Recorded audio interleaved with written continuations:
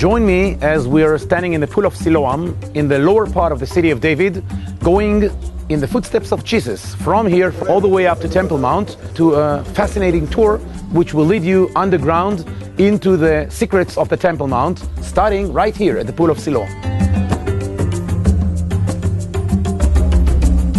Ancient Pool of Siloam is mentioned first in the book of Isaiah in the Bible, that was built by King Hezekiah. Later on, in the times of Jesus, we know that King Herod fortified and enlarged the city, and the Pool of Siloam, which was discovered here a few years ago, is the original place which is mentioned in the book of John, chapter 9, verse 7, as the place of the miracle of the blind man.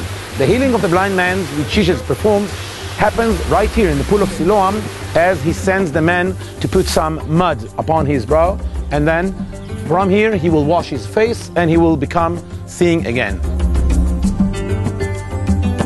We will be going on a tour from here, joining the Herodian street leading from here to the Temple Mount, walking in an underground tunnel which was once a drainage tunnel, collecting all the water from the upper city and take them into the Pool of Siloam. As we can see, the street, the Herodian street, which is paved amazingly here, has a very high quality of paving. Above my head lies the village of Silouan. We are approximately 8 meters below the ground level of Silouan, and this is the pilgrimage route leading from the Pool of Siloam all the way up to Temple Mount. Underneath this street lies a tunnel which is described in the book of Josephus, the wars of the Jews and the Romans. And in volume number 6, he describes an amazing story. He tells us that as the city was burned down to ashes, many of the Jewish people came here, as he says, to the tunnels under Siloam. And these are the tunnels under Siloam, which when we entered into these tunnels, we could have read the book of Josephus telling us that the last refugees standing here was trying to maintain some life, and they were cooking in cooking pots for the children underneath the street, and the pots were still found here on the ashes as we entered these tunnels about 3 years ago.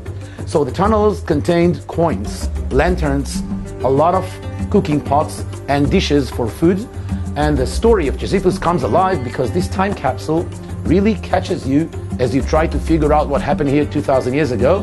This place was burned down to ashes and simply buried under huge amounts of soil and stones in the time of the year 70 CE. That stone belongs to part of the arch which exists above our heads right now. It may have fallen, as we think, in the earthquakes taking place in 31 CE, described by Josephus, and this stone belongs to the old arch that collapsed and was fixed sometime around 31 to 35 CE. We have an amazing picture, or a drawing, exists in the book of Captain Charles Vaughan that was published in London in the year 1868, called Underground Jerusalem.